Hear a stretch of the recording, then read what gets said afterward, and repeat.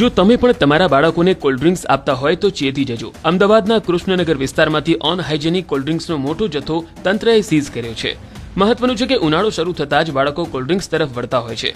ત્યારે મનપાએ બાતમીના આધારે જય ભવન પ્લોટના દેહલ બેવરેજીસમાં દરોડા પાડ્યા, જ્યાંથી આરોગ્યને નુકસાન પહોંચાડે તેવું અનહાઇજેનિક કોલ્ડ ડ્રિંક્સનો મોટો જથ્થો સીઝ કર્યો હતો.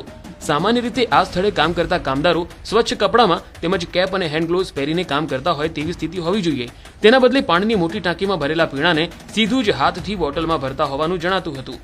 તે સિવાય આ સ્થળે કેરબામાં જે લિક્વિડ ભર્યું હતું તે પણ ગંદકીની આસપાસ હતું. મનપાએ સમગ્ર મામલે કાયદેસરની કાર્યવાહી હાથ ધરી છે.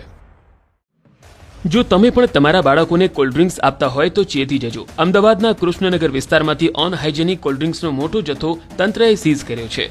મહત્વનું છે કે ઉનાળો શરૂ થતાં જ બાળકો કોલ્ડ ડ્રિંક્સ તરફ વળતા હોય છે.